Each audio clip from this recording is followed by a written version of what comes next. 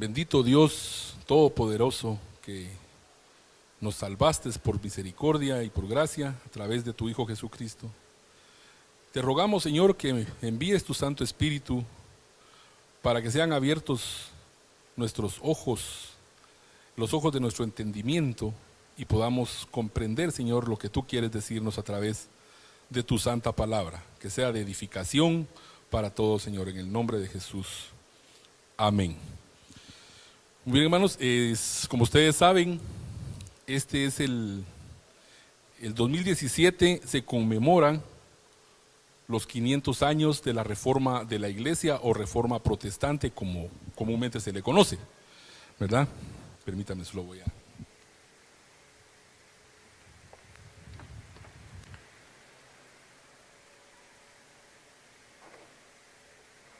Perdón, es que me está volando mis notas aquí, ¿verdad? Pues les decía que hay una gran expectativa por la conmemoración de los 500 años de la reforma de la iglesia o reforma protestante, como se le conoce. Este movimiento surge en el siglo XVI en Alemania, liderado por un sacerdote agustino, Martín Lutero, que era doctor en teología y profesor de Biblia de la Universidad de Wittenberg. Y es el movimiento que la historia reconoce como reformador, porque ya antes de Lutero habían surgido algunos prerreformadores en Europa. Es decir, el Señor siempre se ha guardado un remanente de hombres fieles que cumplen con su propósito, ¿verdad? Y ya en el siglo XII podemos ver a un hombre llamado Pedro Waldo, cuyos seguidores fueron conocidos como los valdenses. Era un hombre rico que se convirtió en predicador itinerante, es decir, iba de lugar en lugar predicando. Era un hombre rico y él mismo financió la traducción de la Biblia a una lengua romance. Eso fue en el siglo XII. En el siglo XIV tenemos a John Wycliffe, también teólogo y profesor del colegio de Oxford, ¿verdad? Que fue perseguido también por predicar la doctrina bíblica, que incomodaba obviamente a la iglesia de aquel entonces. Y creo que el más conocido por todos es Jan Hus o Juan Hus, que fue quemado, ¿verdad?, en la hoguera también por predicar a finales del siglo XV. Pero digamos, la historia reconoce el movimiento de la reforma a partir del movimiento liderado por Lutero en el siglo XVI. Posteriormente al movimiento, bueno, no posterior, sino que partiendo del movimiento generado por Lutero en 1517, viene un proceso de consolidación del movimiento reformador, y surgen hombres como Juan Calvino, ¿verdad?, como John Knox, y también algunos concilios como el sínodo de Dort en Holanda en 1610, las confesiones de Westminster en el año 1643, que es considerado el concilio más grande de las iglesias protestantes, y que de ahí surgieron grandes aportes doctrinales que son parte de nuestra herencia como iglesia cristiana evangélica, ¿verdad? Muchos de ellos escribieron tratados, escribieron manifiestos que tenían que ver con cualquier tipo de cuestión relacionada con la fe, desde las cosas más fundamentales de la deidad de Cristo hasta cuestiones del orden litúrgico, ¿verdad? Específicamente nosotros hoy queremos enfocar el tema que fue el denominador común tanto de los prerreformadores como del movimiento reformador propiamente y el movimiento de consolidación de la reforma posterior a Lutero, y que el denominador común era regresar a las bases fundamentales de la Biblia, regresar a la doctrina bíblica de la cual la iglesia se había apartado, ¿verdad? Ese es el denominador común. Los prerreformadores, la reforma, y los que siguen siempre están diciendo: volvamos a los fundamentos de la fe, volvamos a la doctrina apostólica, volvamos a la doctrina bíblica.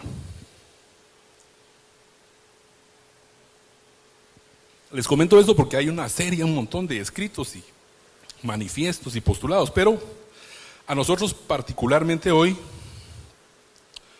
nos vamos a enfocar en una vista general de lo que consideramos que son las bases de nuestra fe cristiana evangélica, que son los 5 postulados de la Reforma, conocidos como las 5 solas, ¿verdad? O que le llaman también los postulados de Lutero. Es interesante conocer esto porque es parte de nuestra herencia del legado de la Reforma como iglesia evangélica y que nos da también cierta identidad. Es decir, ¿por qué nuestra forma de culto es como es? ¿Por qué los ministros de la iglesia evangélica son como son? La forma de ordenación, la forma de celebrar los sacramentos, la Santa Cena, el bautismo, ¿verdad? Es fácil de identificar una congregación que, por ejemplo, es católica romana, ¿verdad? Es fácil de identificar con una que no lo es, ¿verdad?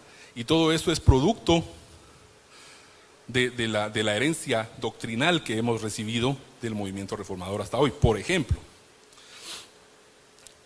nosotros específicamente, la Iglesia Bíblica El Camino, al denominarnos como Iglesia Bíblica, estamos evidenciando parte de esa herencia, es decir, de los postulados de la Reforma. Uno de los postulados de la Reforma es la sola Escritura. Y al decir nosotros identificarnos o denominarnos como iglesia bíblica, lo que estamos haciendo es apelando a uno de los postulados de la Reforma, que es la sola Escritura. En pocas palabras estamos diciendo, hermanos, nosotros como congregación creemos que la Biblia es la autoridad máxima para la vida del cristiano, para la vida de la iglesia en sí, es decir, el ministerio de la iglesia en la vida eclesiástica, pero también cada uno de nosotros como miembros de esta congregación creemos que la Biblia es la autoridad final y nuestra guía suprema, la palabra de Dios, y que por medio de ella conocemos la voluntad de Dios para el hombre y para su iglesia. Las 5 solas, como se conocen, que se le atribuyen a Lutero, bueno, pues sí fueron llamémosle así, enunciadas por él, presentadas por él, pero realmente no es que sean conceptos propios de él. No son ideas filosóficas o preceptos que él haya inventado. Lo que está haciendo Lutero aquí es mostrar las verdades bíblicas, verdades que ya están ahí. Es lo que está diciendo, miren señores, estos son los fundamentos de la fe, estos son los fundamentos de la doctrina, regresemos a los fundamentos, ¿verdad? Es decir, son verdades eternas que están en la Escritura. Quisiera que me acompañaran al capítulo 2 de la carta del apóstol Pablo a los Efesios.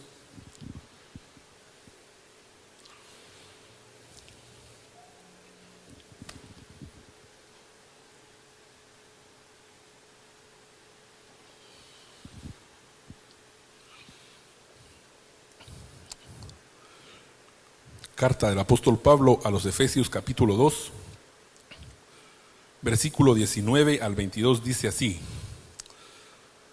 Así que ya no sois extranjeros ni advenedizos, sino conciudadanos de los santos y miembros de la familia de Dios, es decir, la iglesia, ¿verdad?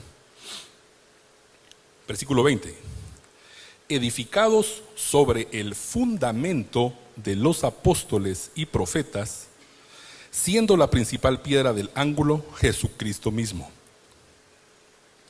en quien todo el edificio, bien coordinado, va creciendo para ser un templo santo en el Señor, en quien vosotros también sois juntamente edificados para morada de Dios en el Espíritu. El clamor del movimiento de la Reforma y es siempre volver y preservar la doctrina apostólica, la doctrina bíblica. Ya en la iglesia del principio, nosotros podemos ver en las cartas de Pablo, en las cartas de Juan, en las cartas de Pedro, que ellos están constantemente advirtiendo ya sobre falsos maestros, sobre falsas doctrinas, sobre falsos apóstoles. En el principio, imagínense ustedes cuando todavía estaban presentes los que habían sido testigos de Cristo. conforme van desapareciendo físicamente, ellos y también los llamados padres de la iglesia, que eran hombres que habían estado en contacto directo, unos pues con el Señor Jesucristo y otros con los apóstoles, que habían recibido la doctrina de primera mano de los apóstoles, van desapareciendo físicamente. Las amenazas se van haciendo más peligrosas, y vemos pues ya en el siglo XVI cómo la doctrina de la iglesia ha sido corrompida por un montón de ideas que no tienen nada que ver con las verdades bíblicas. Así que nosotros queremos enfocarnos hoy en conocer cuáles son los fundamentos de nuestra fe, ¿verdad?, que tienen mucho que ver, están muy relacionadas con las denominadas 5 solas, es decir, los 5 postulados principales de la Reforma, y que son los siguientes. Vamos a empezar en el orden en que están colocados allá, y que es como usualmente se ponen.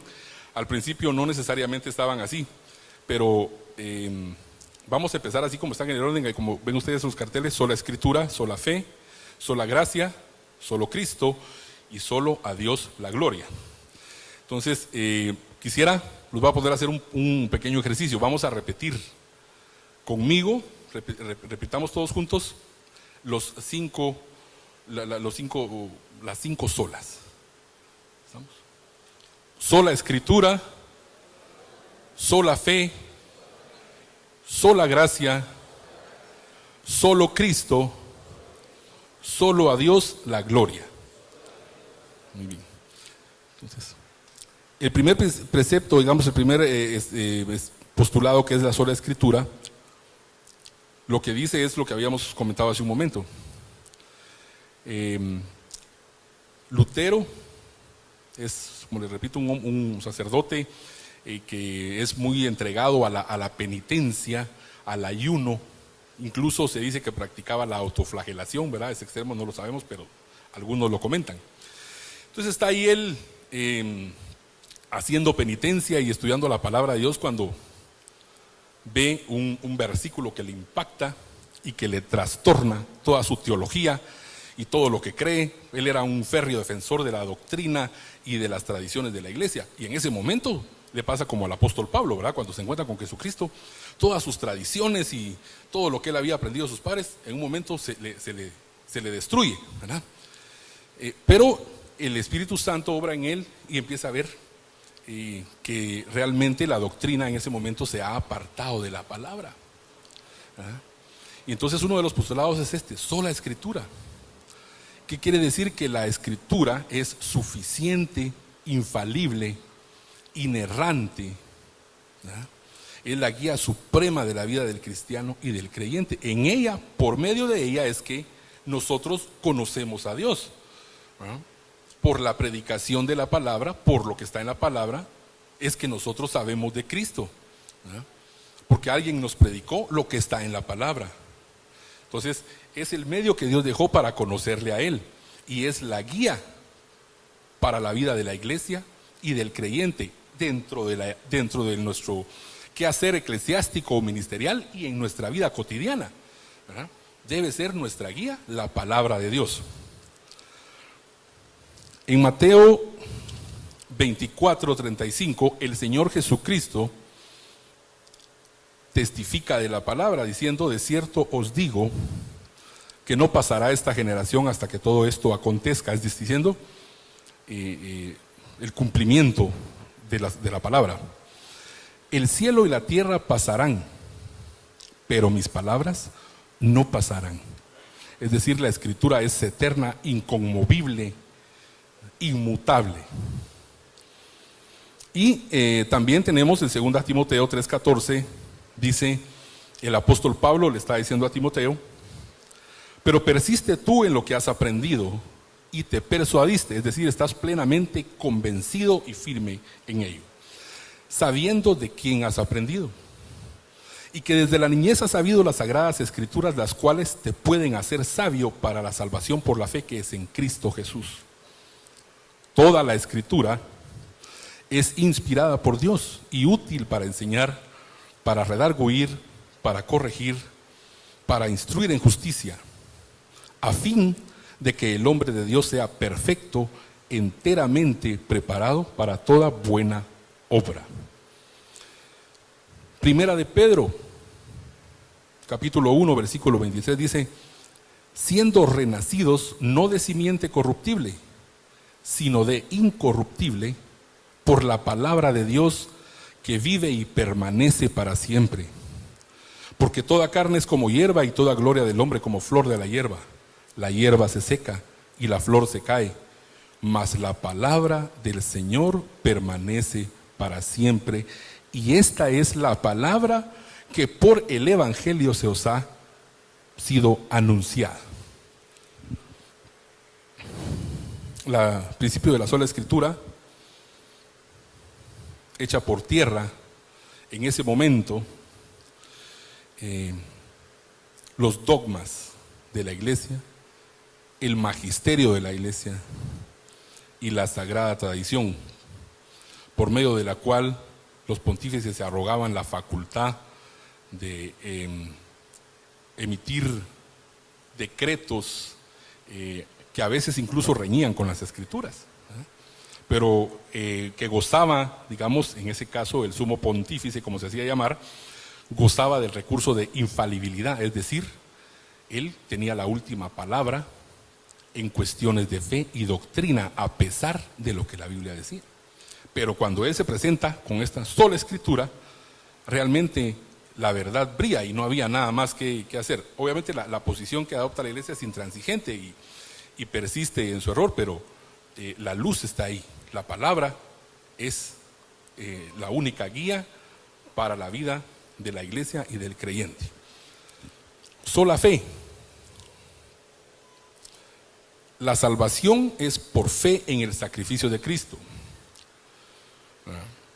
El sacrificio de Cristo es vicario, es decir, es en vez de, en lugar de. Nos sustituyó a usted y a mí en la cruz. Es vicario el sacrificio de Cristo, es único, es decir, no hay nada más que se pueda presentar, y es suficiente.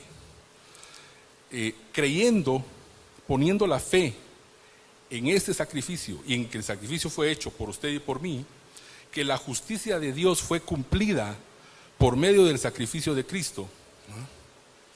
Y la justicia del pecado nuestro fue imputado en Él, y la justicia de Él fue imputada a nosotros. Creyendo, poniendo la fe plena en eso, somos salvos. Este es uno de los puntos álgidos que más provocó conflicto, ¿verdad? Porque había una serie de cuestiones que se habían agregado como requisitos para la salvación, tales como el purgatorio, por ejemplo. La doctrina del purgatorio, el problema que, bueno, aparte de que no es bíblica, tiene más influencia de la mitología griega que de la Biblia.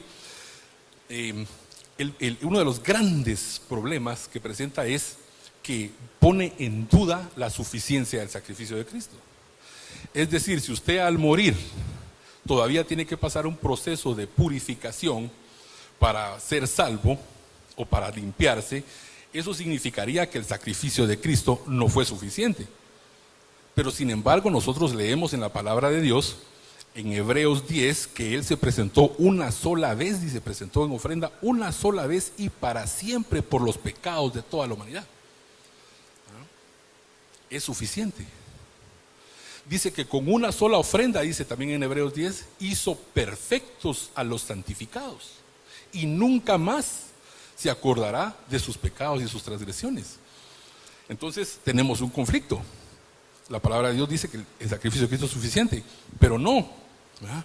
Porque hay que pasar todavía una purificación, ¿verdad? Y en vida hay que hacer penitencia, acto de constricción, ¿verdad? Hecha por tierra también esto, y basado en la Escritura vamos a leer algunos pasajes de la fe. Pasaje más conocido y es el que normalmente usan como pues para referirse al inicio de la Reforma, que es Romanos 1:17, que fue el que impactó a Lutero, donde él vio esta verdad, que dice: porque en el Evangelio la justicia de Dios se revela por fe y para fe. Como está escrito: mas el justo por la fe vivirá.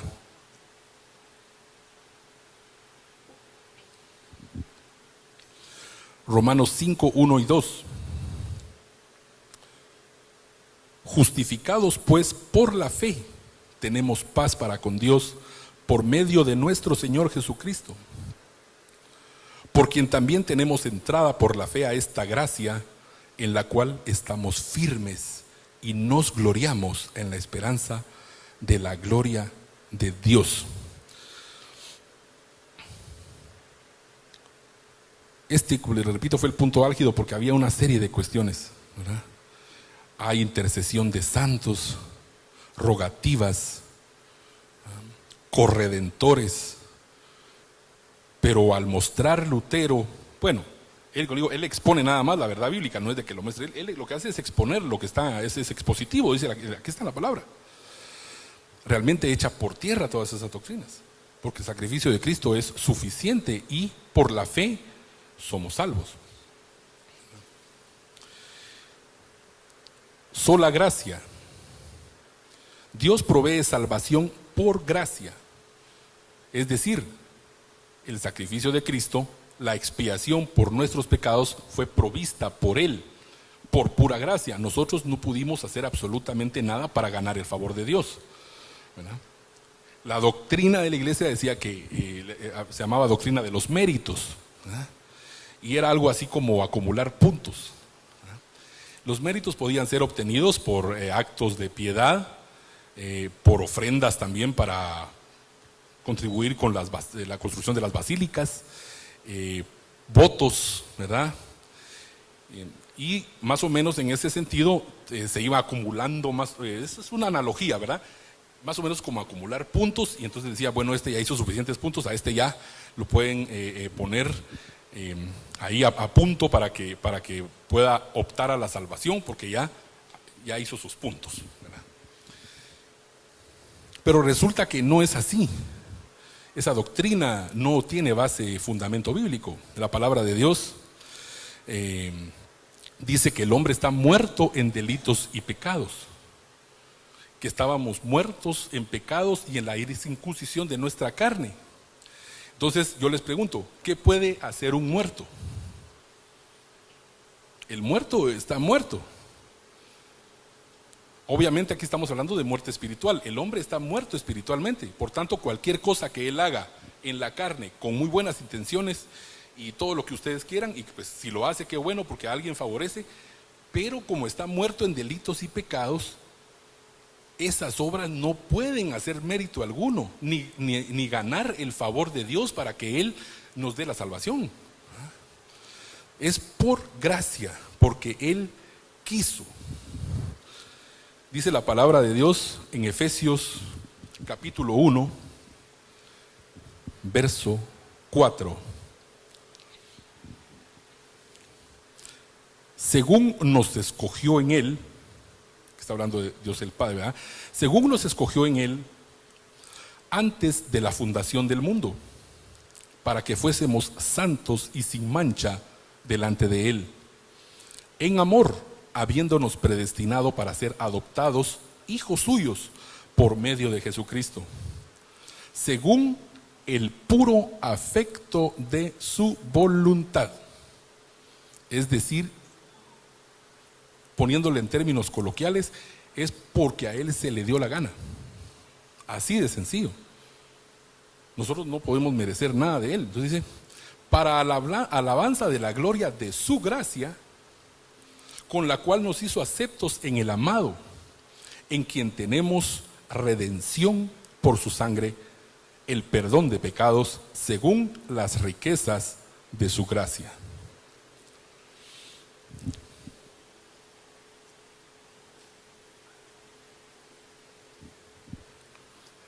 Efesios 2, 4 al 9. Pero Dios, que es rico en misericordia por su gran amor con que nos amó, aun estando nosotros muertos en pecados, nos dio vida juntamente con Cristo. Por gracia sois salvos. Y juntamente con Él nos resucitó a sí mismo y nos hizo sentar en los lugares celestiales con Cristo Jesús, para mostrar en los siglos venideros las abundantes riquezas de su gracia en su bondad para con nosotros en Cristo Jesús. Porque por gracia sois salvos por medio de la fe, y esto no de vosotros, pues es don de Dios, no por obras, para que nadie se gloríe. Y un último pasaje, solo se lo voy a leer, es Romanos 3:23, que es bien conocido, que dice: por cuanto todos pecaron y están destituidos de la gloria de Dios, ¿verdad?, siendo justificados gratuitamente por su gracia mediante la redención que es en Cristo Jesús. Eso es sola gracia. Digo, si se dan cuenta, cada uno de estos va desbaratando, va socavando las doctrinas que se habían impuesto en ese entonces, y que prácticamente lo que hacían era poner obstáculos, impedir que el hombre pudiera acceder a la salvación que Dios había dado por gracia. Además de que no tenían acceso a la palabra, porque solo el alto clero, solo los monasterios, solo ahí había palabra. El hombre común estaba privado de la palabra de Dios, ¿no? Solo Cristo.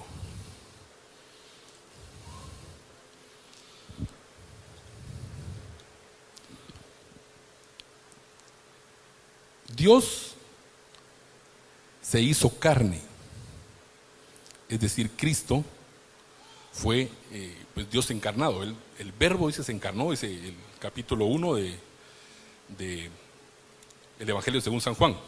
¿Recuerdan ustedes? En el principio era el verbo, y el verbo era con Dios, y el verbo era Dios. Era en el principio con Dios, ¿verdad? Y en el capítulo 14 del mismo, en el verso 14 del mismo capítulo 1 dice: y el verbo se hizo carne y habitó entre nosotros, y vimos su gloria, gloria como la del unigénito del Padre, lleno de gracia y de verdad. Entonces es una verdad central. Jesucristo es Dios. Jesucristo es el fundamento de la fe cristiana. Él es el fundamento y es la cabeza de la iglesia. No hay otra cabeza de la iglesia, ¿verdad? Él es el único mediador entre Dios y los hombres. Él es el camino, la verdad y la vida. Nadie viene al Padre sino por mí, dijo el Señor Jesucristo. Como le repito otra vez, estas verdades, postulados que se le llama de la Reforma, que realmente lo único que son verdades bíblicas, ¿verdad? Ahí están, nadie se las está inventando. Choca de frente con la doctrina, choca de frente con la institución más poderosa de aquella época, ¿verdad? Es decir, aquí podemos ver nosotros, no quiero abundar en el tema, en estas relaciones, porque no quisiera que se malinterpretara como que estoy atacando, pero la verdad que son hechos históricos y no podemos dejarlos de ver. Pueden verlo en cualquier libro de historia, ¿verdad? No es una cuestión de ataque, pero dice, el fundamento realmente pues no es Pedro. La iglesia no puede estar fundada sobre el apóstol Pedro, ¿verdad? Cristo es el fundamento. Él se lo dijo allá en Mateo 16, sobre esta roca, es decir, sobre la declaración que hizo Pedro: tú eres el Cristo, el Hijo del Dios viviente. Sobre esta roca edificaré mi iglesia, y las puertas del infierno no prevalecerán contra ella. Él es el fundamento. Él es el mediador, él de la cabeza de la iglesia.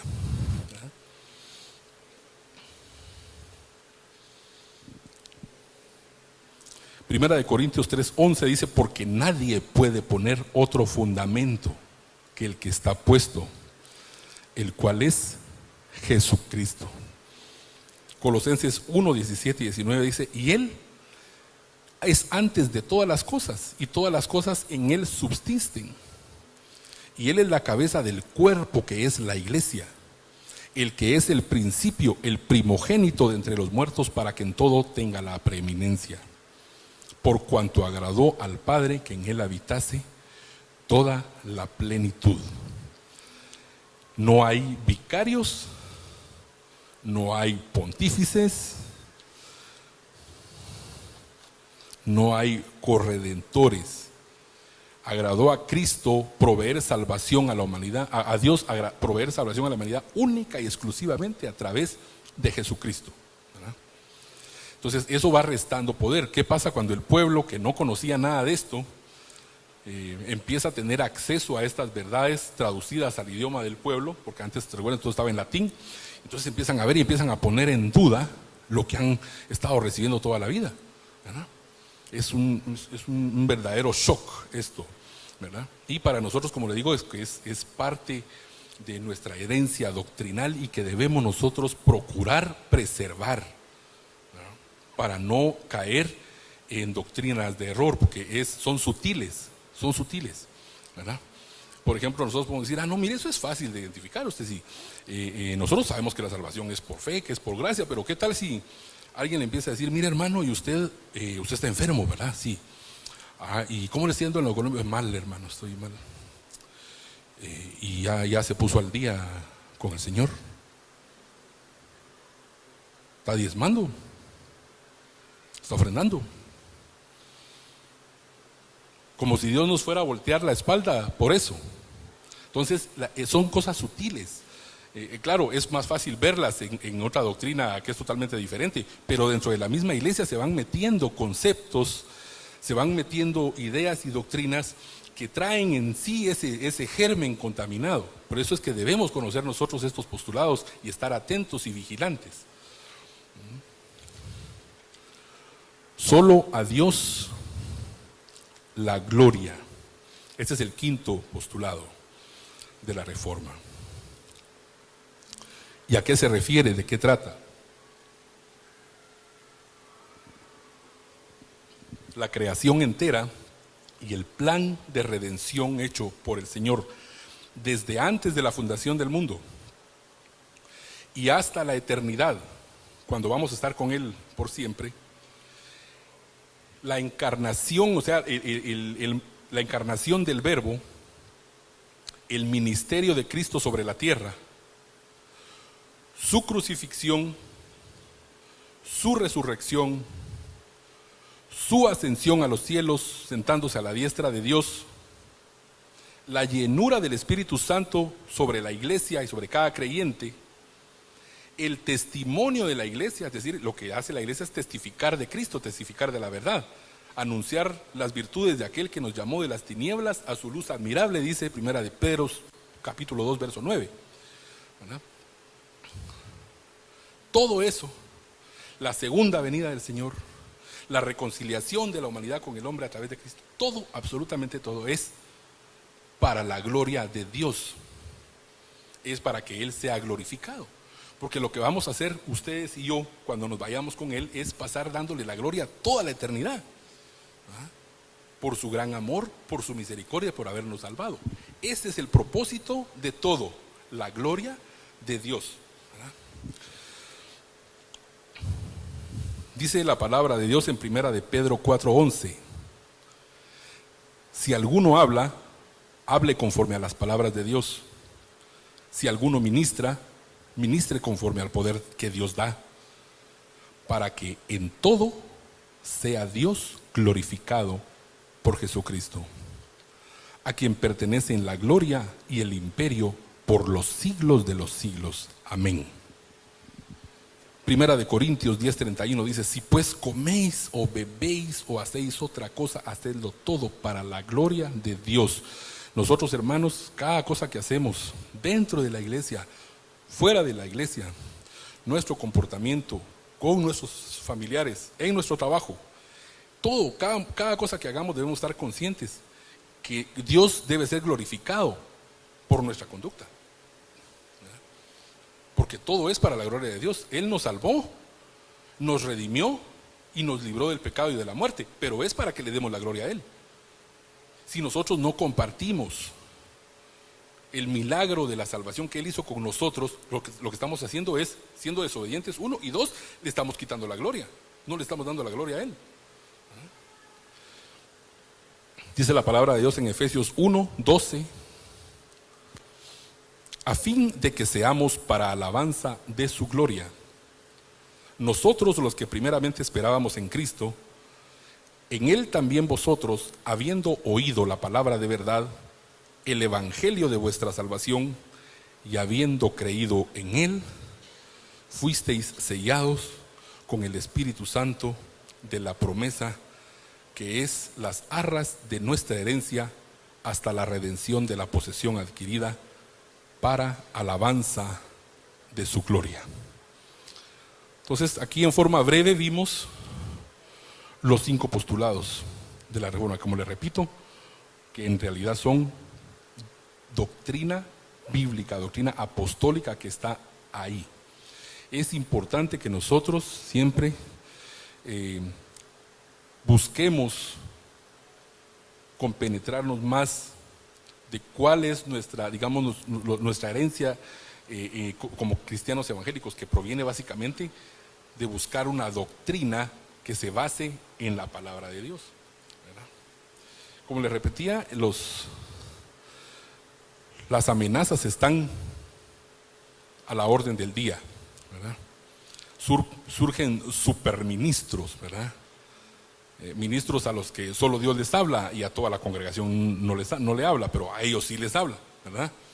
Entonces todos empiezan, estoy hablando de congregaciones llamadas cristianas evangélicas. Entonces resulta que solo al ministro es el que el Señor le revela su palabra y todos los demás no. Cuidado con eso.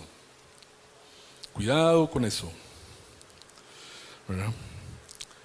Doctrinas que ponen al hombre en el centro del programa, es decir, no nos salvó el Señor o no nos redimió el Señor para que nosotros cumplamos el propósito de Él, sino al revés. Resulta que ahora Dios está a su servicio, ¿verdad? Y entonces usted haga su lista de planes, haga su lista de propósitos, qué es lo que quiere, qué carro quiere, qué casa quiere, a dónde se quiere ir de viaje, qué mujer quiere, qué marido quiere, y llévelas ahí y ore, porque el Señor le tiene que dar lo que usted está pidiendo, porque usted es hijo del rey y su papá es un rey y le tiene que dar todo lo que usted quiera. No es así. Cuidado con eso. Por eso es que tenemos que buscar la verdad, los fundamentos de nuestra fe que están en la palabra de Dios, y de los cuales estos 5 postulados son parte de nuestra herencia y de nuestro legado. Quisiera compartirles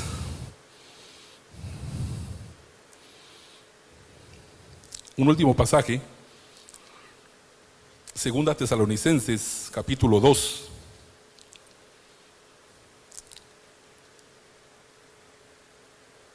Verso 13 dice: pero nosotros debemos dar siempre gracias a Dios respecto a vosotros, hermanos amados por el Señor, de que Dios os haya escogido desde el principio para salvación, mediante la santificación por el Espíritu y la fe en la verdad, a lo cual os llamó mediante nuestro Evangelio, para alcanzar la gloria de nuestro Señor Jesucristo. Así que hermanos de la Iglesia Bíblica El Camino, estad firmes y retened la doctrina que habéis aprendido, sea por palabra o por carta nuestra. Y el mismo Jesucristo, Señor nuestro y Dios nuestro Padre, el cual nos amó y nos dio consolación eterna y buena esperanza por gracia, conforte vuestros corazones y os confirme en toda buena palabra. Oremos, hermanos. Bendito Dios, gracias te damos, Señor, porque tú has tenido misericordia de nosotros, y a través de la guianza de tu Santo Espíritu, que nos guía a toda verdad y que nos enseña todas las cosas, nos lleva, Señor, a tu palabra para que te conozcamos. Nos da, Señor, el alimento puro, la leche no adulterada de la palabra de Dios. Permítenos, Señor, permanecer firmes en los fundamentos doctrinales de la fe cristiana, el fundamento principal que es Cristo, para que nosotros, Señor, seamos hallados cuando tú vengas irreprensibles delante de ti, en el nombre de Jesús. Amén. Gracias, hermanos.